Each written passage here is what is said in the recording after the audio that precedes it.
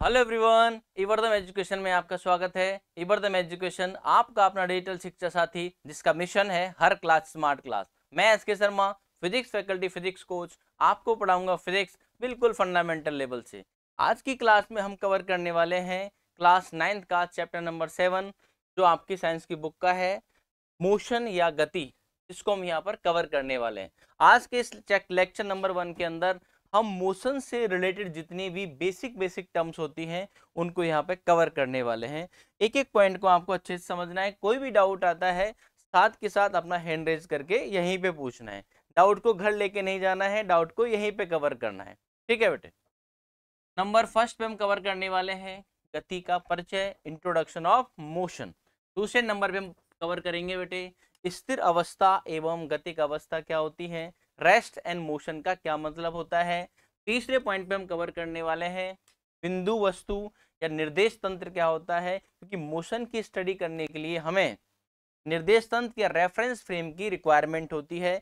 बिना reference frame के हम गति की स्टडी नहीं कर सकते। चौथे नंबर पे हम पढ़ेंगे कि गति के कितने प्रकार होते हैं, टाइप्स ऑफ मोशन क्या होती हैं, ये हम थोड़ा सा यहाँ पर बेसिकली पढ़ेंगे बेटे। नंबर 5 पे पढ़ेंगे अदिश एवं सदिश राशियां क्या होती हैं, स्केलर एंड वेक्टर क्वांटिटीज क्या होती हैं। नंबर 6 पे हम कुछ एग्जांपल्स करने वाले हैं और 7वें नंबर पे हम कवर करने वाले हैं क्लास प्रैक्टिस प्रॉब्लम, जिसको हम CPP 1 बोलते हैं।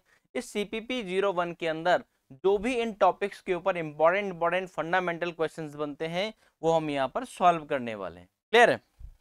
देखें बेटे, गति के इंट्रोडक्शन में क्या लिखा हुआ है, आपकी जो साइंस की बुक है वो यहीं से स्टार्ट होती है। उसकी पहली लाइन लिखी हुई है, दैनिक जीवन में हम कुछ वस्तुओं को विराम अवस्था में तथा कुछ वस्तुओं को गतिमान अवस्था में देखते हैं। तो अपना जो मेन फोकस रहेगा बेटे आज की क्लास का वह है विराम अवस्था क्या होती है और गतिमान अवस्था क्या होती है। इनको हम यहाँ पर कवर करने वाले हैं। जैसे कई बार ऐसा भी होगा बेटे कि कोई भी जैसे ट्रेन है, ट्रेन के अंदर क्या होता है, जैसे मैं बाहर खड़ा हुआ तो मुझे ट्रेन चलती हुई दिखाई देती है, ठीक है, और ट्रेन के अंदर जो बंदा बैठा हुआ है उसको अपना पास वाला बंदा रेस्ट पे दिखाई देता है, स्थिर अवस्था में दिखाई देता है। तो कई बार ऐसा भी होता है जो मुझे दिख रहा है वो किसी दूसरे बंदे को अलग भी दिख सकता है। अगर मुझे कोई चीज रेस्ट पे दिखाई देती है, किसी दूसरे बंदे को, दूसरे व्यक्ति को वो मोशन में भी दिखाई दे सकती है। तो हमें कैसे पता चलेगा कि कोई वस्तु स्थिर अवस्था में है या गतिमान अवस्था में है, इसको समझने के लिए आज की क्लास है अपनी। उदाहरण के लिए देखें बेटे, पक्षी उड़ते हैं, मैं यहाँ खड़ा हूं, पक्षी मेरे सामने से उड़ के जा रहे हैं, तो इसको बोलते हैं बेटे पक्षी आपकी गतिमान है या मोशन में है। मछलियां तैरती हैं, तैरना भी एक तरह की गति का क्या होता है बेटे, एग्जाम्पल होता है। रक्त का प्रवाह सिराओं तथा धमनियों में होता है। जैसे अपनी बॉडी के अंदर क्या होता है, ब्लड फ्लो होता है। अब ब्लड क्या कर रहा है अपनी बॉडी के अंदर, चल ही तो रहा है, मोशन ही तो कर रहा है। हम सांस अप डाउन कर रहे हैं बेटे, तो क्या हो रहा है बेटे, इन आउट जो हम कर रहे हैं, सांसें ले रहे हैं, सांसें छोड़ रहे हैं, ये भी क्या है बेटे, एक तरह की गति ही है। ठीक है बेटे। गाड़ियां चलती हैं, बस ट्रेन कार सब रोड पे चलती हैं, सब मोशन में होती हैं बेटे। परमाणु अणु ग्रह तारे आकाश गंगाएं, आपका सन अर्थ मून, ये सब क्या होते हैं बेटे, मोशन में दिखाई देते हैं हमें। क्लियर है? ये सब मोशन के क्या होते हैं बेटे, उदाहरण होते हैं। अब अपने दिमाग में आता है कि हमें कैसे पता चलेगा कि आसपास की वस्तुएं स्थिर अवस्था में है या गतिमान अवस्था में है। क्लियर है? इसका हम आंसर इस चैप्टर में ढूंढने वाले हैं बेटे। सूर्योदय सूर्यास्त एवं मौसम परिवर्तन की जो परिघटनाएं होती हैं, भाई सनसेट सनराइज क्यों होता है, कोई भी गर्मी से बरसात, बरसात से गर्मी, ऐसा मौसम चेंज क्यों होता है, क्या ये पृथ्वी की गति के कारण होता है। पृथ्वी क्या करती है बेटे, आपकी अर्थ रोटेट करती है, क्या अर्थ के रोटेशन की वजह से ऐसा होता है। ये सब यहाँ पे हम पढ़ने वाले हैं बेटे। ठीक है। स्थिर अवस्था गतिज अवस्था क्या होती है समझते हैं बेटे। स्थिर अवस्था की डेफिनेशन आपसे पूछे आपके एग्जाम के अंदर तो क्या लिखेंगे, स्थिर अवस्था इसको बोलते हैं रेस्ट, रेस्ट स्टेट, इस सिंपल रेस्ट भी इसको हम बोल सकते हैं। यदि किसी वस्तु की स्थिति, यदि किसी वस्तु की स्थिति प्रेक्षक तथा समय के सापेक्ष अपरिवर्तित रहे तो वह अवस्था वस्तु की स्थिर अवस्था कहलाती है। अब बेटा अपना मेन जो फोकस रहेगा, हमें समझना पड़ेगा कि भाई स्थिति क्या होती है, पोजीशन क्या होती है, जगह क्या होती है। तो बेसिकली फिजिक्स के अंदर स्थिति का मतलब होता है निर्देशांक, या इसको बोलते हैं बेटे कोऑर्डिनेट। जब किसी वस्तु के, किसी प्रेक्षक, उसको बोलते हैं ऑब्जर्वर, और समय के साथ निर्देशांक बदलते हैं, तो वस्तु किस में कहलाती है बेटे? वस्तु आपकी गति में कहलाती है। और निर्देशांक अगर नहीं बदलते हैं तो वस्तु किस में कहलाती है? स्थिर अवस्था में कहलाती है। तो सिंपल सी डेफिनेशन है, यदि किसी वस्तु की स्थिति प्रेक्षक एवं समय के सापेक्ष अपरिवर्तित रहती है तो यह अवस्था वस्तु की स्थिर अवस्था कहलाती है। एग्जाम्पल देखें बेटे, एक टेबल पे क्या रखी हुई बेटे? एक बुक रखी हुई है। आपकी टेबल भी क्या है? रेस्ट पर है। ये आपका क्या हो गया बेटे? रेफरेंस फ्रेम हो गया। क्या बोलते हैं इसको? टेबल आपका कहलाता है reference frame. Reference frame, reference frame है, इसको फ्रेम ऑफ रेफरेंस भी हम बोल सकते हैं। ये आपका रेफरेंस फ्रेम है, निर्देशांक तंत्र है। अब इस चेयर, इस टेबल के सापेक्ष में ये जो बुक है ये किस पे बेटे? रेस्ट पर रखी हुई है, इसको बोलते हैं रेस्ट, या इसको बोलते हैं बेटे स्थिर अवस्था। ये स्थिर अवस्था में है, ये आपको याद है। अगर कोई पूछे कि स्थिर अवस्था क्या होती है तो एक एग्जाम्पल से यहाँ पे हम समझा सकते हैं। दूसरा देखते हैं, गतिक अवस्था क्या होती है? यदि किसी वस्तु की स्थिति, यदि किसी वस्तु की स्थिति प्रेक्षक एवं समय के सापेक्ष, समय के सापेक्ष परिवर्तित होती है तो यह अवस्था वस्तु की गतिक अवस्था कहलाती है। एग्जाम्पल देखें बेटे, ये एक बच्चा बैठा हुआ है पेड़ के नीचे, ये खजूर के पेड़ के नीचे एक बच्चा बैठा हुआ है। तो इस बच्चे को, ये जो खजूर का पेड़ है, ये जो है एक्चुअल में बच्चा जो है ये आपका प्रेक्षक है, देखने वाला है, ऑब्जर्वर है।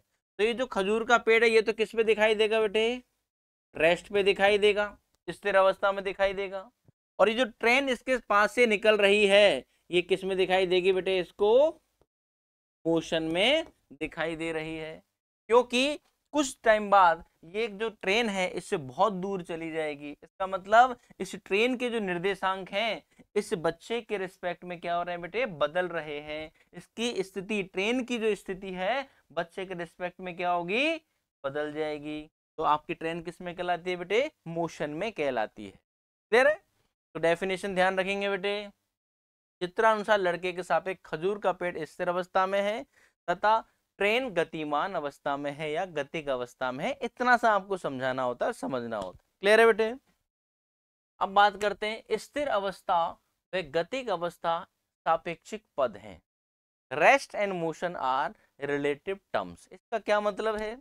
इसका तात्पर्य है कि कोई वस्तु किसी प्रेक्षक के सापेक्ष विराम अवस्था में उस होती है तथा उसी समय में वस्तु किसी दूसरे प्रेक्षक के सापेक्ष गतिक अवस्था में भी हो सकती है। इसका मतलब जैसे कोई बंदा, जैसे मैं हूं, मेरे रिस्पेक्ट में कोई बॉडी चलती हुई दिखाई दे सकती है मुझे, और किसी दूसरे बंदे को या दूसरे व्यक्ति को वो रेस्ट पर भी दिखाई दे सकती है। जैसे मैं एक एग्जांपल देता हूं, हमें क्या करना पड़ता है? रेफरेंस लेना पड़ता है। जैसे मान लो मैं एक अच्छा टीचर हूं, क्या अच्छी बात है, मैं ही एक अच्छा टीचर हूं, ये बात सही नहीं है क्योंकि सारे टीचर अच्छे होते हैं बेटे। तो हमें रेफरेंस लेना होगा, किस रेफरेंस में, किस से हम तुलना कर रहे हैं। ठीक है बेटे? तो रेफरेंस लेना बहुत जरूरी है, उसको बोलते हैं रेफरेंस फ्रेम, इसको बोलते हैं प्रेक्षक। क्लियर है बेटे? उसके रिस्पेक्ट में हम बात करेंगे कौन देख रहा है और किसको देख रहा है, ये सबसे इंपॉर्टेंट चीज होती है। तो स्थिर अवस्था एवं गतिक अवस्था क्या होते हैं बेटे? एक दूसरे के सापेक्षिक पद होते हैं, रिलेटिव टर्म्स होती हैं। कैसे?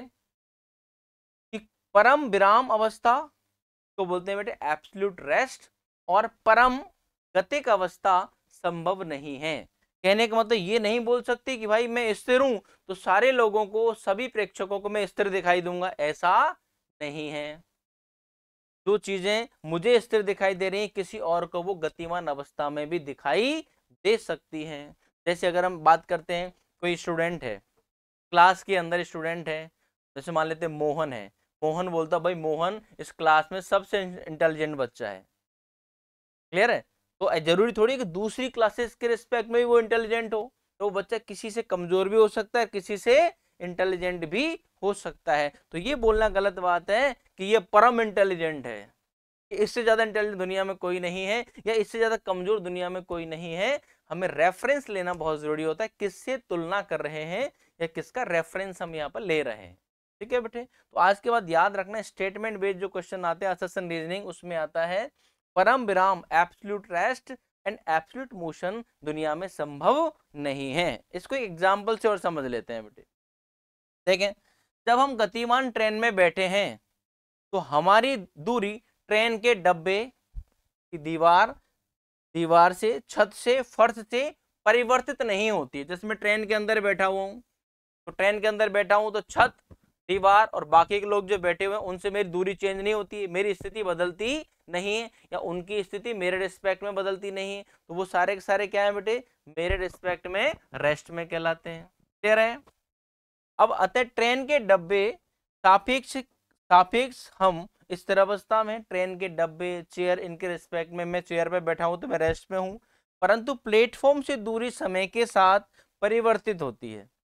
अब जैसे एक स्टेशन से ट्रेन चल के दूसरे स्टेशन तक पहुंच जाती है, तो बेटे ट्रेन की तो एक स्टेशन के रिस्पेक्ट में ट्रेन की स्थिति क्या हो गई बेटे, बदल गई। तो ट्रेन प्लेटफॉर्म के रिस्पेक्ट में क्या हो गई बेटे, मोशन में आ गई। क्लियर है? यहां तक इतना सा कंसेप्ट है। अतः हम प्लेटफॉर्म के सापेक्ष गतिक अवस्था में है। ट्रेन के सापेक्ष मैं ट्रेन में बैठा हूं तो स्थिर अवस्था में हूं, और प्लेटफॉर्म के सापेक्ष मैं किस में आ गया बेटे, गतिज अवस्था में आ जाता हूं। तो क्या समझ में आया? इससे ये समझ में आया कि परम गतिक अवस्था तथा परम विराम अवस्था पॉसिबल नहीं है। कोई चीज रेस्ट में दिखाई देगी, किसी दूसरे प्रेक्षक को वो मोशन में भी दिखाई दे सकती है। ठीक है बेटे, अब बात करते हैं छोटे छोटे टर्म्स को और पढ़ लेते हैं कि भाई स्थिति क्या होती है, बिंदु वस्तु क्या होती है, निर्देश तंत्र क्या होता है, ये सब क्यों जरूरी होते हैं, ये पढ़ लेते हैं। पहले नंबर पर पढ़ते हैं स्थिति। किसी वस्तु की स्थिति को निर्देशांक बिंदु द्वारा व्यक्त किया जाता है। मैंने बताया था किसी वस्तु के निर्देशांक ही उस स्थिति और पोजीशन या जगह कहलाती है। जैसे बेटे आप सभी बच्चों ने पढ़ रखा होगा, इसको एक्स एक्सिस बोलते हैं, ये हम अपना वाई एक्सिस बोलते हैं। जनरली इसको एक्स बोलते हैं, इसको वाई एक्सिस बोलते हैं। ये दोनों अक्ष जिस पॉइंट पर कट करते हैं इसको हम ओरिजिन या मूल बिंदु बोलते हैं, जिसके निर्देशांक या कोऑर्डिनेट 0,0 होते हैं। ये प्लस एक्स है, ये माइनस एक्स होता है, ये प्लस वाई, ये माइनस वाई है। ये आपका निर्देश तंत्र है। इसमें हम रेफरेंस किसको ले रहे हैं, ओरिजिन या मूल बिंदु के सापेक्ष बात करेंगे।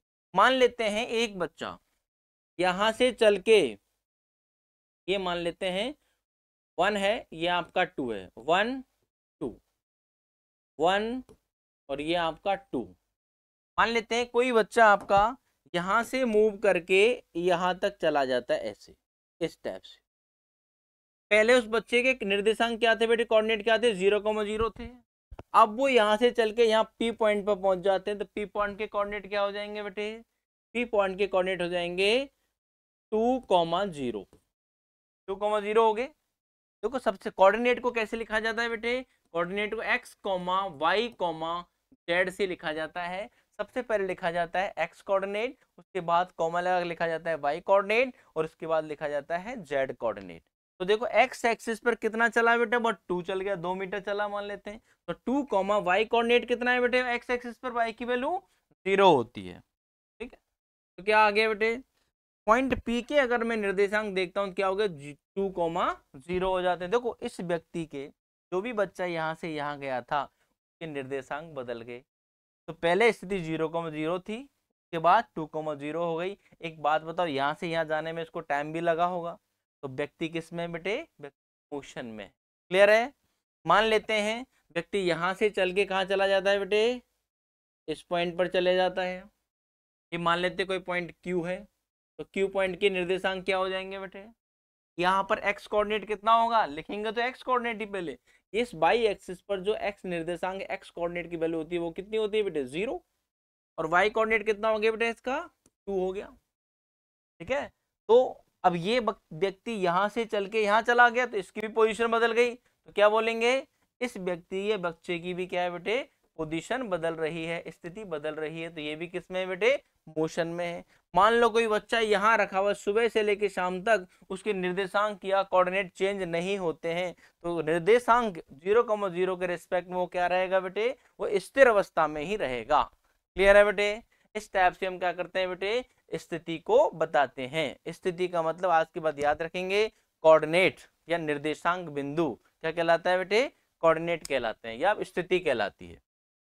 दूसरे पॉइंट पढ़ने वाले हैं, बिंदु वस्तु क्या होती है। बिंदु वस्तु किसी विस्तृत बिंदु वस्तु को, सॉरी, किसी विस्तृत वस्तु को, ये गलत लिखा हुआ बेटा, किसी विस्तृत वस्तु को एक बिंदु व्यक्ति माना जा सकता है जब वस्तु द्वारा तय की गई दूरी उसके आकार के तुलना में अत्यधिक हो जाए। इसका क्या मतलब है, जैसे मान लेते हैं कोई ऑब्जर्वर यहाँ खड़ा हुआ है बेटे, राइट, एक बच्चा यहाँ खड़ा हुआ है, वो इस एरोप्लेन को देख रहा है, इसके बिल्कुल सर के ऊपर से एरोप्लेन जाता है। अभी देखो एरोप्लेन की जो साइज होती है बच्चे से बहुत बड़ी होती है, तो ये जो है वो बिंदु वस्तु नहीं है, पॉइंट ऑब्जेक्ट नहीं है ना, तो ये व्यक्ति पॉइंट ऑब्जेक्ट है, ये भी खूब बड़ा होता है लेकिन इससे बहुत बड़ा होता है एरोप्लेन। जैसे ही इस बच्चे से एरोप्लेन की दूरी बहुत ज्यादा हो जाती है तो एरोप्लेन कितना से दिखाई देता है, हमें बिल्कुल छोटा सा दिखाई देता है। कहने का मतलब इस बच्चे और एरोप्लेन के बीच की जो दूरी है वो जब बहुत ज्यादा हो जाती है तो ये इतना बड़ा एरोप्लेन हमें एक चींटी की तरह दिखाई देता है, मतलब ये एक पॉइंट बॉडी की तरह दिखाई देता है। जैसे हम अर्थ से देखते हैं, अर्थ से चांद कैसे दिखाई देता है, एक छोटा सा दिखाई देता है, क्या इतना सा है क्या, वो नहीं। चांद और अर्थ के बीच में क्या है बेटे, मून और अर्थ के बीच में बहुत ज्यादा डिस्टेंस है, इसलिए अर्थ के रिस्पेक्ट में चांद क्या हो गया बेटे, एक बिंदु वस्तु हो गया, पॉइंट ऑब्जेक्ट हो गया। अगर हम हम सन को देखते हैं, अर्थ से जब सन को देखते हैं, सूरज को देखते हैं, तो सूरज भी कितना दिखाई देता है, छोटा सा दिखाई देता है, क्या इतना सा है क्या, वो तो अर्थ से भी बड़ा है लेकिन हमें कितना सा दिखाई देता है, बिल्कुल छोटा सा दिखाई देता है। इसका क्या मतलब है, अर्थ और सन के बीच की दूरी बहुत ज्यादा होने की वजह से अर्थ के रिस्पेक्ट में, अर्थ के सापेक्ष सन भी क्या दिखाई देता है बेटे, एक बिंदु व्यक्ति दिखाई देता है, बिंदु वस्तु दिखाई देता है। और सन के रिस्पेक्ट में बात करेंगे, भाई अर्थ क्या है तेरे लिए, अर्थ भी उसके लिए बिंदु वस्तु मानी जाती है, ये हमें याद रखना। जैसे ये अर्थ है, अर्थ के रिस्पेक्ट में मून क्या माना जाएगा बेटे, बिंदु वस्तु, और ये आपका मून है बेटा, ये मून है और ये मान लेते हैं बेटे अर्थ है। तो अर्थ के रिस्पेक्ट में मून एक बिंदु वस्तु है और मून के रिस्पेक्ट में अर्थ एक बिंदु वस्तु है, ये हमें याद रखना है। दूसरा तरीका क्या है, दूसरी डेफिनेशन क्या है, कोई पूछ ले एग्जाम में, तो दो वस्तुओं को एक दूसरे के सापेक्ष बिंदु वस्तु माना जा सकता है जब उनके मध्य की दूरी उनके आकार की तुलना में अत्यधिक हो जाए। क्या कहलाती है बेटे, वो एक दूसरे के लिए बिंदु वस्तु या पॉइंट ऑब्जेक्ट का काम करती है। ठीक है बेटे, आगे बढ़ते हैं। तीसरा पॉइंट है निर्देश तंत्र। निर्देश तंत्र या फ्रेम ऑफ रेफरेंस क्या होता है, देखो बिना रेफरेंस के हम गति की या फिजिक्स को समझ ही नहीं सकते। तो निर्देश तंत्र क्या होता है, किसके सापेक्ष में हम बात कर रहे हैं, किसके सापेक्ष में, किसके रिलेटिवली हम उसकी तुलना कर रहे हैं, वो आपका निर्देश तंत्र कहलाता है। जैसे मैं बोलता हूं कि अभी बोलो भाई अजमेर दूर है या दिल्ली दूर है, मैंने क्या पूछा बच्चों से, आप ही बताइए अजमेर दूर है या दिल्ली दूर है।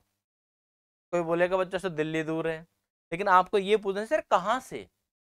मैंने एक क्वेश्चन पूछा कि अजमेर दूर है या दिल्ली दूर है, तो बच्चे को क्या पूछना चाहिए था कि सर कहाँ से मेजर कर रहे हो आप, रेफरेंस क्या लेंगे, निर्देश तंत्र क्या लेंगे, कहाँ से हमें मेजर करनी है। तो मैंने बोला कि बेटे जयपुर से अजमेर दूर है या दिल्ली दूर है, तो बच्चे क्या बोलेंगे, सर जयपुर से दिल्ली दूर है। तो मैंने जयपुर क्या दे दिया उनको, एक रेफरेंस फ्रेम दे दिया कि रेफरेंस बताइए, मेरा रेफरेंस जयपुर है, जयपुर से दिल्ली दूर है, अजमेर पास में पड़ता है। अगर मैं बोलता हूँ ग्रेटर नोएडा से दिल्ली दूर है, अजमेर दूर है, तो मेरा रेफरेंस बदल गया। अब क्या होगा बेटा, दिल्ली पास हो गई, अजमेर दूर हो जाएगा। देखो इससे क्या समझ में आया, बिना निर्देश तंत्र के, बिना फ्रेम ऑफ रेफरेंस के आप गति की स्टडी नहीं कर पाएंगे। निर्देश तंत्र को समझना बहुत जरूरी है बेटा, इसको फ्रेम ऑफ रेफरेंस बोलते हैं। इसकी डेफिनेशन क्या है बेटे, वह तंत्र जिसके सापेक्ष हम किसी वस्तु की गति दिशा तथा स्थिति को मापते हैं। क्या कहलाता है बेटे? निर्देश तंत्र कहलाता है। क्लियर है बेटे यहाँ तक? ठीक है, इतना ही हमें समझना है। ये जनरली हम क्या लेते हैं बेटे? एक्स वाई जेड, एक जो अपना एक्स वाई प्लेन सिस्टम होता है, कोऑर्डिनेट सिस्टम, इसको हम निर्देश तंत्र की तरह यूज करने वाले हैं क्लास 9th के अंदर। अब पढ़ते हैं गति के प्रकार, गति के टाइप्स। गति कितने प्रकार की होती है को समझ लेते हैं। पहले नंबर पे आती है बेटे, पहले आती है अपनी स्थानांतरण गति। स्थानांतरण गति इसको बोलते हैं ट्रांसलेशनल मोशन। ये क्या होती है? जब किसी वस्तु के सापेक्ष सभी बिंदु समांतर पथों का अनुसरण करते हैं। छोटी छोटी डेफिनेशन आपके एग्जाम में पूछी जा सकती है, यहाँ लिखी हुई है बेटा, इनको साथ साथ लिखना है आपको। जब किसी वस्तु के सापेक्ष सभी बिंदु समांतर पथों का अनुसरण करते हैं तो उस गति को स्थानांतरण गति बोला जाता है। दूसरी डेफिनेशन क्या है? अथवा वह गति जिसमें वस्तु का अभिविन्यास, वस्तु का अभिविन्यास का मतलब क्या है? ओरिएंटेशन जिसको बोलते हैं। अभिविन्यास से ज्यादा समझ में आएगा आपको ओरिएंटेशन। वह गति जिसमें वस्तु का अभिविन्यास पूरी यात्रा के दौरान एक जैसा रहता है, कभी बदलता नहीं है, क्या कहलाती है बेटे? स्थानांतरण गति या ट्रांसलेशनल मोशन कहलाती है। एक पॉइंट याद रखना, स्थानांतरण गति का पथ स्ट्रेट लाइन मतलब सीधा या वक्रीय हो सकता है। ये बड़ा इंपॉर्टेंट पॉइंट है, ध्यान रखना। कोई क्वेश्चन पूछे ऑब्जेक्टिव में कि स्थानांतरित गति जो होती है, ट्रांसलेशनल मोशन जो होती है, उसका पथ कैसा होता है, तो क्या लिखेंगे बेटे? वो सीधी रेखा में या वक्राकार रेखा में भी उसकी गति हो सकती है। जैसे एग्जाम्पल देखो बेटे, ये एक बुक की गति यहाँ पे दे रखी है बेटे, एक पुस्तक रखी हुई, बुक रखी हुई है। तो मान लेते हैं यहाँ पे 2 पॉइंट है, ये पॉइंट ए है और ये पॉइंट है मान लेते हैं बी। जैसे ही बुक आगे बढ़ती है तो गौर से देखो बेटे, ये दोनों पॉइंट क्या चले जाते हैं बेटे? इस जगह पे आ जाते हैं। ये दोनों बिंदु क्या है बेटे? गतिज अवस्था में है कि नहीं बेटे? बताओ। देखो ये दोनों पॉइंट यहाँ आ जाते हैं, बुक यहाँ से जाके आगे चली जाती है मान लेते हैं, तो क्या हो जाएगा? देखो बेटे, ये पॉइंट आपके यहाँ आ जाते हैं। तो गौर से देखें, ये दोनों बिंदु हमेशा समांतर पथों का अनुसरण कर रहे हैं। दोनों बिंदुओं की दूरी कभी चेंज नहीं हो सकती, कम या ज्यादा नहीं हो सकती। तो ये बुकों की जो गति है, किस टाइप की गति है बेटे? ये एक तरह की स्थानांतरण गति है। ठीक है, ये आपको याद रखना है। दूसरा देखें बेटे, अब गति को मैंने एक वक्राकार पथ पे भेज दिया। एक कर्व बन रहा है बेटे, एक वक्राकार पथ पर इसको भेज दिया, मोशन दे दी इसको। अब यहाँ पर देख लेते हैं, मान लेते हैं ये पॉइंट ए था, ये पॉइंट ए था और एक बिंदु ये बी था वस्तु के ऊपर। ये बिंदु यहाँ आ गया, ये बिंदु यहाँ आ गया। ठीक है ना? अब देखो, अब इसका क्या होता है? एक डेफिनेशन से ये समझ में आ गया, दूसरी डेफिनेशन से ये समझ में आ गया। तो स्थानांतरित गति में वस्तु सीधी रेखा में चल रही है, इसकी जो दोनों बिंदु हैं वो समांतर पथों का अनुसरण कर रहे हैं। ये बिल्कुल परिभाषा सही है। अब ये परिभाषा भी एकदम परफेक्ट होती है। देखो, बुक जैसी थी वैसी की वैसे ही चल रही है, उसका ओरिएंटेशन चेंज नहीं हो रहा है इसके अंदर। इन दोनों पॉइंट के बीच की डिस्टेंस यहाँ पर नहीं बदलेगी। तो ये क्या कहलाते हैं बेटे? बताओ, ये क्या कहलाते हैं बेटे? ये मोशन भी आपकी क्या कहलाती है? वक्रीय स्थानांतरित गति कहलाती है। तो इस वाली डेफिनेशन का उदाहरण ये रहा और इस वाली डेफिनेशन का उदाहरण ये रहा बेटे। आ गया समझ में? इसमें क्या है? इसका अभिविन्यास नहीं बदल रहा, जैसी थी वैसी की वैसी कर्व पथ पर चल रही है। क्या डेफिनेशन समझ में आई बेटे? वह गति जिसमें वस्तु का ओरिएंटेशन या अभिविन्यास पूरी यात्रा के दौरान नहीं बदलता है, क्या कहलाती है? वक्रीय स्थानांतरित गति कहलाती है। और सरल रेखीय समानांतर गति क्या कहलाती है? स्थानांतर गति का एक पार्ट भी तो होता है, वो सीधी रेखा में भी चल सकती है। आ गया समझ में? तो स्थानांतरित गति जो होती है बेटे, वो 2 टाइप की होती है। वस्तु द्वारा तय किए गए पथ के आधार पर स्थानांतरण गति को 2 भागों में बांटा जाता है। पहला भाग क्या है बेटे? रेखीय गति, और दूसरी होती है बेटे आपकी वक्रीय गति। अब आपकी आपके जो सिलेबस में है वो क्या है बेटे, रेखीय गति है एक तो, और वक्रीय गति के अंदर भी एक पोर्शन है, उसको बोलते हैं सर्कुलर मोशन, सर्कुलर मोशन तो बोलते हैं वृत्तीय गति। तो अपने चैप्टर के अंदर रेखीय गति है और दूसरी वक्रीय गति के अंदर सर्कुलर मोशन हम 9th क्लास के चैप्टर में पढ़ने वाले हैं। तो स्थानांतर गति दो टाइप की होती है, रेखीय गति और दूसरी होती है बेटे वक्रीय गति। इसको बोलते हैं रेक्टिलिनियर मोशन या मोशन अलोंग स्ट्रेट लाइन, सीधी रेखा में गति। इसको बोलते हैं कर्विलिनियर मोशन। ठीक है बेटे, इसकी डेफिनेशन क्या है, इसके एग्जाम्पल क्या है समझ लेते हैं। किसी वस्तु की सीधी रेखा में गति, किसी वस्तु की सीधी रेखा में गति रेखीय गति कहलाती है। उदाहरण देखें बेटे, कार की सीधे पथ पर गति किसका उदाहरण है बेटे, सरल रेखीय गति। अगर मैं अपना ओरिएंटेशन नहीं बदलता हूँ, सीधी रेखा में चलता हूँ, तो किस में आ गया बेटे, मैं भी एक सीधी रेखा में या रेखीय गति के अंदर आ जाता हूँ। ठीक है, दूसरा देखें वक्रीय गति।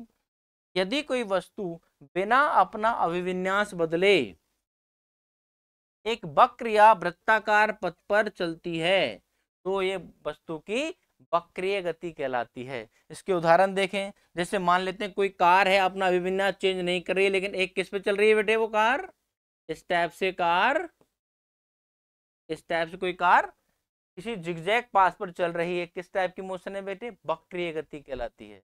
दूसरा, कोई भी धावक है या कोई गाड़ी है सर्कुलर पाथ पर बदल रही है, सर्कुलर पाथ पर घूम रही है, ये भी किसका पार्ट होता है बेटे, ये स्थानांतर गति के अंदर वक्रीय गति का उदाहरण होता है। क्लियर है बेटे, ये आपको एग्जाम्पल से समझा देना है। पहले नंबर पे क्या पढ़ा हमने, स्थानांतरित गति। स्थानांतरित गति आपकी दो प्रकार की होती है, रेखीय गति और वक्रीय गति। क्लियर है। अब दूसरे नंबर पे जो गति का टाइप आता है वो है आपका घूर्णन गति। घूर्णन गति क्या होती है, इसमें वस्तु एक फिक्स अक्ष के अनुदिश घूमती है, अपने आप को घुमाती है, क्या कहलाती है, घूर्णन गति कहलाती है। इसको रोटेशनल मोशन भी बोला जाता है। क्या डेफिनेशन होगी बेटे, जब कोई वस्तु किसी स्थिर अक्ष के सापेक्ष चारों ओर घूमती है उसे घूर्णन गति कहा जाता है। दूसरी डेफिनेशन क्या है बेटे, वह गति जिसमें वस्तु का अभिविन्यास लगातार पूरी गति के दौरान बदलता रहता है। छोटी छोटा चेंज है, देख ध्यान रखना बेटा। वह गति जिसमें वस्तु का अभिविन्यास लगातार पूरी गति के दौरान बदलता रहता है वो घूर्णन गति कहलाती है। घूर्णन गति में वस्तु का पथ हमेशा वृत्ताकार होता है। देखो बेटे, कोई भी चीज अगर घूर्णन गति करती है ना इस टाइप से, तो उसमें जितने भी वस्तु के जो पार्टिकल्स होते हैं वो सारे के सारे पार्टिकल्स क्या कर रहे होते हैं, सर्कुलर मोशन ही कर रहे होते हैं। तो सर्कुलर मोशन और आपकी घूर्णन गति ये सब आगे के चैप्टर्स में जैसे 11th 12th के अंदर 11th के अंदर आप जाए तो इनको डिटेल में पढ़ा जाता है। अभी आपके सिर्फ बेसिक फंडामेंटल दे रखे हैं, फिर भी थोड़ा सा हम स्टैंडर्ड लेवल यहाँ पे अपना रखने वाले हैं अगली क्लास से। घूर्णन गति में वस्तु का पथ हमेशा क्या होता है बेटे, वृत्ताकार ही होता है। या ये बोल सकते हैं कि जब कोई वस्तु घूर्णन गति करती है, जैसे मान लेते हैं ये लट्टू है, ये लट्टू क्या कर रहा है बेटे, इस टाइप से घूर्णन गति करेगा, ये इस टाइप से घूमेगा, इस टाइप से घूमेगा, तो यहाँ जो भी इसके बिंदु होंगे, इसके छोटे छोटे पार्ट से मिलकर कोई बॉडी बनी होती है, ये सब क्या करते हैं बेटे, इस टाइप से सर्कुलर मोशन में ही घूमते हैं। ये इसका एक्सिस कहलाता है, अक्ष। ये अक्ष है, इस अक्ष के अंदर क्या करेगा, लट्टू घूमेगा। तो इस लट्टू का ईच एंड एवरी पार्टिकल अलग अलग रेडियस के सर्कल में क्या करता है बेटे, सर्कुलर मोशन या वृत्ताकार गति करता है। बोला जाता है कि रोटेशन मोशन के अंदर, घूर्णन गति के अंदर वस्तु के सारे पार्टिकल अलग अलग त्रिज्या के वृत्ताकार पथों में क्या करते हैं बेटे, वृत्ताकार गति करते हैं। क्लियर है। एग्जाम्पल देखें बेटे, पृथ्वी का अपने अक्ष के अनुदिश घूमना। ये पृथ्वी है मान लेते हैं, ये पृथ्वी का मान लेते हैं बेटे अक्ष है, ये पृथ्वी का अक्ष दे रखा है। इस अक्ष के अनुदिश क्या करती है बेटे, ये पृथ्वी अपनी घूमती है। ये क्या कहलाता है, मान लो मैं इस पृथ्वी पे यहाँ खड़ा हुआ हूँ, तो मैं भी क्या करूंगा बेटे, मैं इस अर्थ के साथ साथ घूमूंगा, मैं अर्थ के साथ साथ घूमूंगा, तो क्या बनेगा, मेरा एक सर्कुलर पाथ बनेगा। जो भी बंदे या जो भी व्यक्ति इस अर्थ पे बैठा होगा, अर्थ तो करेगी घूर्णन गति, अर्थ की कहलाएगी घूर्णन गति, और जो भी व्यक्ति इस अर्थ पे बैठा होगा वो क्या करेगा बेटे, अलग अलग रेडियस के अलग अलग त्रिज्या के वृत्ताकार पथों में क्या करता है बेटे, वो वृत्ताकार गति करता है। उन सभी वृत्तों का जो केंद्र होता है वो इस अक्ष पर ही पाया जाता है। इसको घूर्णन अक्ष या एक्सिस ऑफ रोटेशन बोला जाता है। आप सबने ये चीज बाहर से ग्लोब में या कोई वीडियो में जरूर देखा होगा, अर्थ कैसे घूमती है, अपने अक्ष पर घूमती, सबने पढ़ा होगा। दूसरा, इस टाइप से ये पंखा लगा हुआ है, सबके घर में पंखा होता है, अपने ऊपर ही देख लो पंखा लगा हुआ है। सीलिंग फैन जो होता है ये क्या करता है बेटे, ये भी अपनी क्या करता है बेटे, सर्कुलर मोशन करता है बेटे, ये घूर्णन गति करता है। इस टाइप ये इसका क्या कहलाएगा बेटे, ये इसके घूर्णन का अक्ष, घूर्णन अक्ष कहलाता है। इसके अंदर से ये घूर्णन गति करता है। अगर सर मान लेते हैं यहाँ कोई मक्खी बैठी हुई है या कोई बंदा बैठा दे, कोई चीज रख देते हैं यहाँ पे, तो पंखा तो करेगा बेटा घूर्णन गति, और ये जो पॉइंट है या वस्तु यहाँ रखी हुई है, मक्खी बैठी हुई, वो क्या करेगी बेटे, वो वृत्ताकार गति करेगी। उसके वृत्त का जो पाथ होगा या जो सेंटर होगा वो इस एक्सिस ऑफ रोटेशन या घूर्णन अक्ष पर ही पाया जाता है। क्लियर है बेटे। तो आपसे कोई पूछे कि घूर्णन गति क्या होती है, तो स्टेप्स को डिफाइन करेंगे और इनमें से कोई भी एक एग्जांपल आप दे सकते हैं। क्लियर है बेटे। अब आते हैं आखिरी जो टाइप है, 3 टाइप की गति हमने यहाँ पढ़ी है, उसका नाम है तीसरे का दोलन गति, तो बोलते हैं बेटे ऑसिलेटरी मोशन। किसी निश्चित बिंदु के आगे पीछे गति, इसको बोलते हैं टू एंड फ्रो मोशन। कैसे, इस टाइप से घड़ी का जो पेंडुलम होता है कैसे मूव करता है, ऐसे। ये इसकी क्या, घड़ी को छोड़ दो, पेंडुलम को इस टाइप से यहाँ आकर रुकेगा, ये इसकी मीन पोजीशन कहलाती है, साम्य अवस्था कहलाती है। कहीं पे भी छोड़ दो यहीं आकर रुकेगा, ये कहीं पे छोड़ दो यहाँ आकर रुकेगा, इसको क्या बोलते हैं बेटा, पेंडुलम। अपनी घड़ी के जो पेंडुलम वाली घड़ियां आती हैं उनमें पेंडुलम इस टाइप से क्या करता है, ये इसकी मीन पोजीशन है, और मीन पोजीशन के इर्द गिर्द इस टाइप से घूमता है, मोशन में होता है। इसको क्या बोलते हैं बेटे, इसको दोलन गति बोलते हैं। क्लियर है बेटे। दोलन गति में क्या होता है, किसी निश्चित बिंदु के आगे पीछे गति तो बोलते हैं टू एंड फ्रो मोशन, दोलन गति कहलाती है। इसमें एग्जांपल लें, सरल लोलक की गति या मोशन ऑफ सिंपल पेंडुलम। कैसे बेटे, देखें, ये मान लेते हैं आपका पेंडुलम बांध दो, यहाँ कुछ नहीं, एक धागे के अंदर लोहे का छोटा सा बॉल को यहाँ पकड़ के बांध दो, ये आपका पेंडुलम है, इसको बोलते हैं सरल लोलक। ठीक है बेटे, इस टाइप से ये पेंडुलम है। इस पेंडुलम का मास m है, मास होगा तो क्या करेगा, बार बार में यहीं आकर रुकेगा। इस जगह का नाम है बेटे मीन पोजीशन। क्या बोलते हैं बेटे, मीन पोजीशन। ये बार बार कहीं पे छोड़ दो यहीं आकर रुकेगा, इसको साम्यावस्था भी बोला जाता है हिंदी में, साम्यावस्था, साम्यावस्था, साम्यावस्था बोलते हैं, या इसको बोलते हैं मीन पोजीशन। मान लेते हैं मैंने पेंडुलम को क्या किया बेटे, यहाँ से थोड़ा सा ऊपर लेके आया, यहाँ ले जाता हूँ, ये पेंडुलम यहाँ, तो पेंडुलम जैसे ही मैं छोड़ूंगा ये पेंडुलम वापस से इस मीन पोजीशन तरफ घूम के वापस आएगा। घूमेगा तो यहाँ थोड़ा रुकेगा क्या, नहीं, तो मोशन की वजह से थोड़ा ऊपर चला जाएगा। ये मान लेते पेंडुलम आपका यहाँ आ गया, यहाँ आ जाएगा पेंडुलम। ठीक है, धीरे धीरे पेंडुलम ऊपर बढ़ेगा, फिर जाकर रुक जाएगा, फिर पेंडुलम इस टाइप से घूमता रहेगा। तो मतलब झूले की जो गति होती है वो भी किसका उदाहरण है बेटे, दोलन गति का उदाहरण है।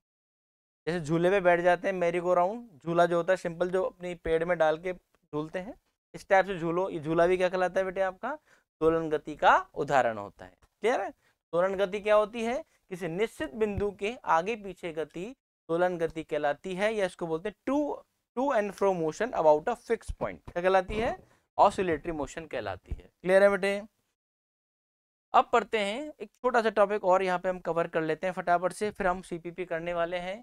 अदिश एवं सदिश राशियां क्या होती हैं, टॉपिक को 11 बहुत अच्छे से पढ़ा जाता है, इसकी वजह से फिजिक्स समझ में नहीं आती है, तो छोटा थोड़ा हम यहाँ 9-10 के अंदर कवर कर लेते हैं। देखें बेटे, स्केलर एंड वेक्टर क्वांटिटीज क्या होती है।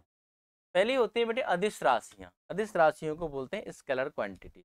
अदिश जिसका नाम में लिखा हुआ है, जिसके अंदर दिशा नहीं होती हो, अगर दिशा है भी तो वो दिशा किसी काम की नहीं होती है, क्या कहलाती है, अदिश राशियां कहलाती हैं।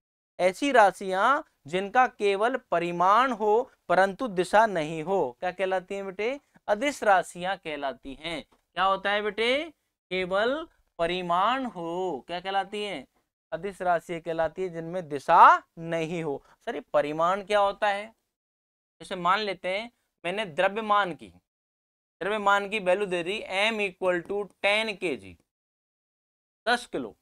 तो इसमें जो 10 होता है ना बेटा, ये 10 कहलाता है द्रव्यमान का परिमाण, द्रव्यमान का परिमाण कहलाता है बेटे, इसको मैग्नीट्यूड बोलते हैं बेटे, ये है परिमाण। और केजी क्या है बेटे, केजी इसकी यूनिट कहलाती है। क्लियर है यहाँ तक? तो परिमाण क्या कहलाता है, मान लो मेरी गाड़ी की स्पीड 100 किलोमीटर पर आवर है, 100 किलोमीटर पर घंटे की स्पीड से मेरी गाड़ी चल रही है, तो 100 क्या है, 100 मेरी गति का परिमाण है। क्लियर है? तो जो न्यूमेरिकल वैल्यू यहाँ पे लिखी होती है उसको हम परिमाण बोलते हैं, किसी भी भौतिक राशि। क्लियर है? तो इनके अंदर सिर्फ परिमाण होता है और इनके अंदर दिशा का कोई मतलब नहीं होता है। क्या कहलाती है, अदिश राशियां कहलाती हैं। उदाहरण, द्रव्यमान, द्रव्यमान को हम m से रिप्रेजेंट करते हैं बेटे। टाइम, समय को हम t से रिप्रेजेंट करते हैं। दूरी, कार्य, शक्ति, ऊर्जा, आवेश जिसको चार्ज बोलते हैं, आयतन, वॉल्यूम, घनत्व मतलब डेंसिटी, दाब मतलब प्रेशर, विभव मतलब पोटेंशियल, और टेम्परेचर, ये सब किसके उदाहरण है बेटा। इसमें हमें दिशा देखने की जरूरत नहीं पड़ती है, ये सब क्या कहलाती है बेटे, अदिश राशियां कहलाती हैं। अभी आपको सिर्फ इतना सही पढ़ना है बेटे। दूसरे नंबर पे आती है सदिश राशियां, सदिश राशियां, वेक्टर क्वांटिटीज, इसके भी नाम में छुपा हुआ है से प्लस दिश, सदिश राशियां। क्लियर है बेटे? सदिश का क्या मतलब होता है, जिसके साथ परिमाण के साथ साथ जिन भौतिक राशियों के पास दिशा भी होती है, क्या कहलाती है, सदिश राशियां कहलाती है। दिशा प्लस परिमाण दोनों होते हैं। कैसे, ऐसे एग्जांपल देता हूं मैं। वेलोसिटी दे रखी है, किसी व्यक्ति की स्पीड दे रखी है 10 किलोमीटर पर सेकंड, नॉर्थ की तरफ दे रखी है। इसका क्या मतलब है कि जो व्यक्ति है 10 किलोमीटर पर सेकंड से भाग रहा है, किधर भाग रहा है, नॉर्थ की तरफ। क्लियर है? तो ये 10 तो क्या कहलाता है बेटा, उसका परिमाण कहलाता है। परिमाण जिसको बोलते हैं बेटे मैग्नीट्यूड, मैग्नीट्यूड। और ये जो नॉर्थ है, नॉर्थ क्या कहलाती है बेटे, उसकी डायरेक्शन कहलाती है, डायरेक्शन कहलाती है। क्लियर है बेटे? तो हमें भागने के साथ साथ डायरेक्शन का ही पता होना चाहिए, तभी तो हम सही डायरेक्शन में पहुंचेंगे। मान लो हमें डायरेक्शन ही ना पता हो, जैसे तो वेक्टर कहाँ काम आते हैं, जैसे आपने देखा होगा रोड पे इस टाइप से कुछ साइन बोर्ड लगे होते हैं, इस टाइप से रोड पे सबने देखे होंगे बेटे, रोड पे लगे होते हैं, यहाँ लिखा होता है 30 किलोमीटर, 30 किलोमीटर, यहाँ लिख दिया मान ली जयपुर। अगर कहीं पे ये लिखा हुआ है 30 किलोमीटर जयपुर, तो किधर जाना है कहाँ नहीं जाना है इसके बारे में कोई इंफॉर्मेशन नहीं लिखी। यहाँ आने के बाद व्यक्ति को ये तो पता चल जाएगा कि भैया मेरे को सिर्फ 30 किलोमीटर और जाना है, 30 किलोमीटर दूर कहीं जयपुर है आसपास। अगर मैं ये लिख देता हूँ, अभी तो इसमें दिशा नहीं बता रखी, अगर मैं लिख देता हूँ कि 30 किलोमीटर, इधर एरो लगा दिया, एरो का मतलब 30 किलोमीटर इधर जाना है, इधर जाना है का मतलब 30 तो आपका परिमाण हो गया, और ये इसने दिशा बता दी कि इस डायरेक्शन में जाना है, तो क्या हो गया बेटे, सदिश रूप हो गया। आगे समझ में? अब ये डिस्टेंस नहीं, अब ये डिस्प्लेसमेंट हो गया कि 30 किलोमीटर इस डायरेक्शन में जाना है। क्लियर है बेटे?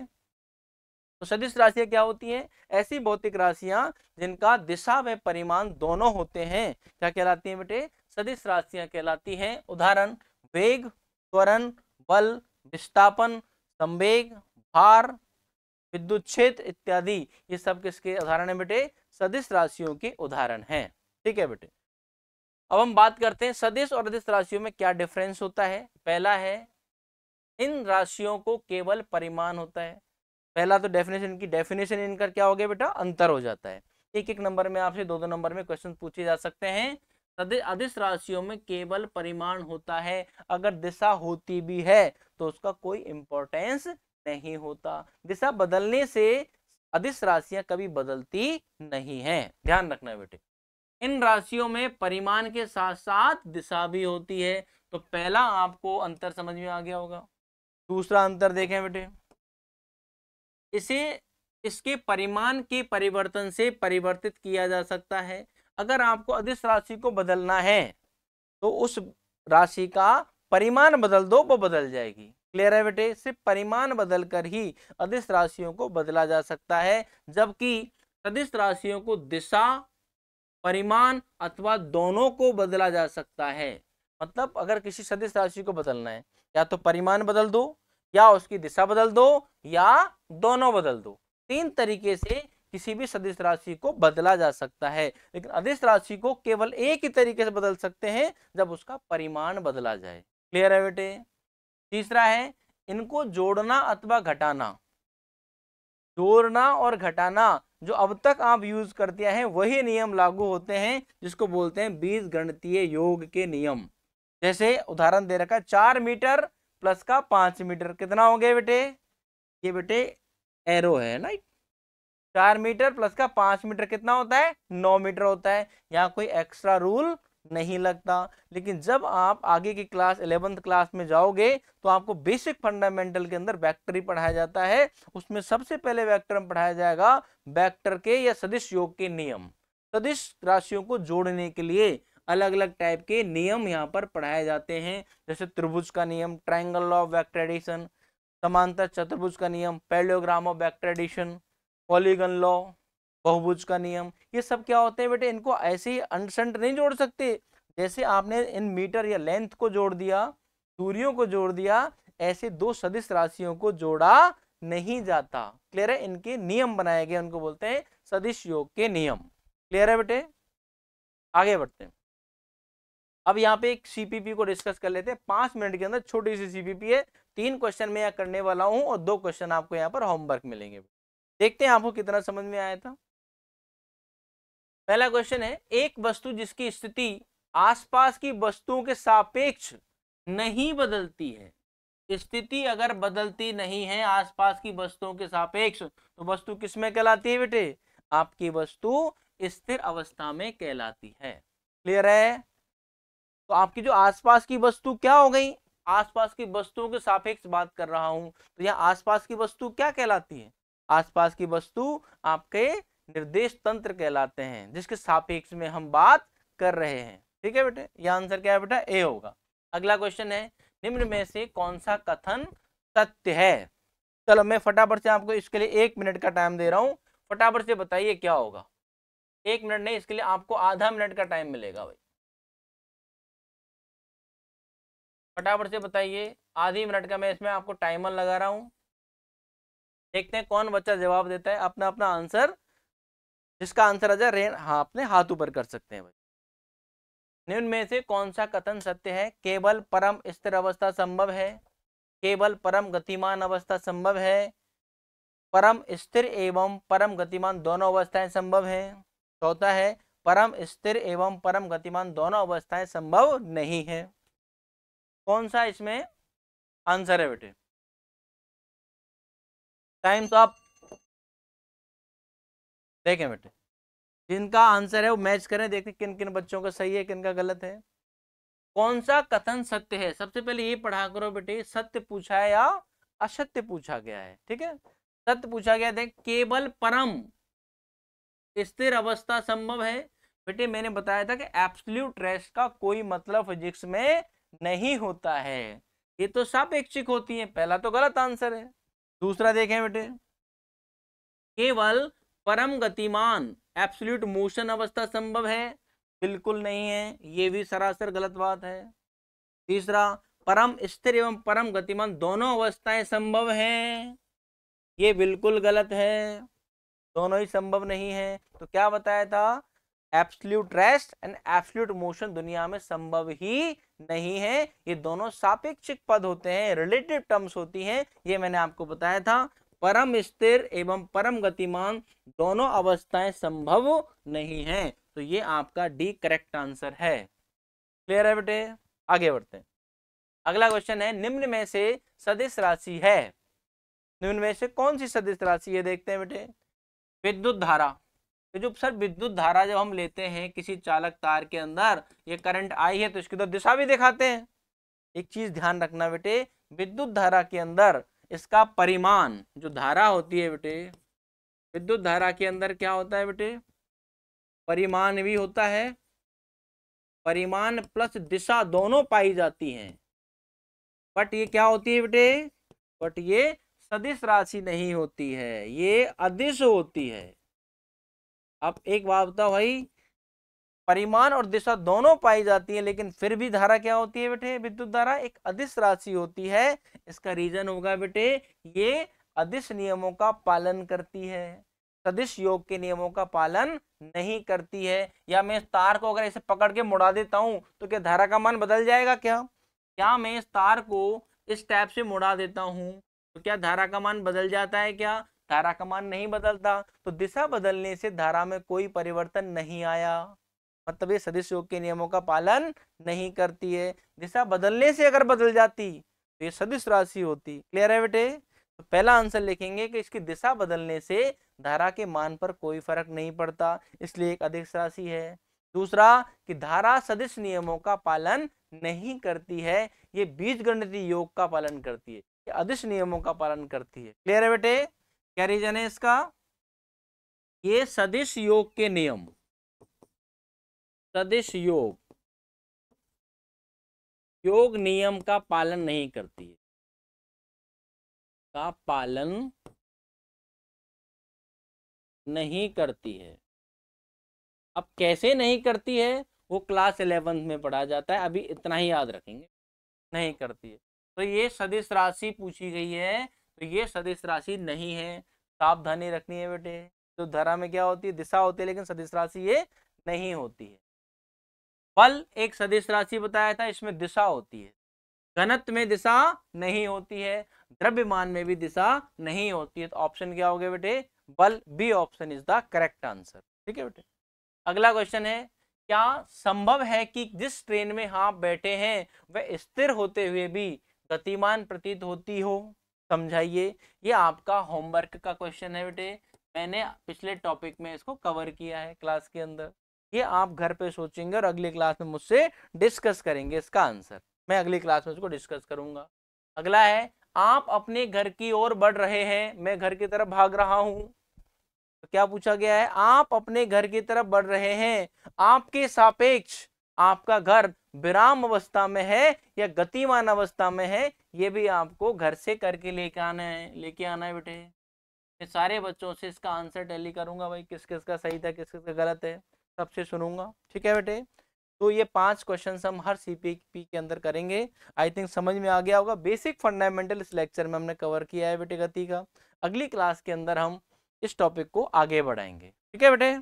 आज के लिए इतना ही। सभी बच्चों को घर से जो भी मैंने पढ़ा इसको रिवाइज करके आना है, और पेज नंबर जो आपके पहले 2 पेज हैं गति के, दूरी और विस्थापन से पहले वाले, उन दोनों को अंडरलाइन कर करके पढ़ के आना है बेटे। ओके।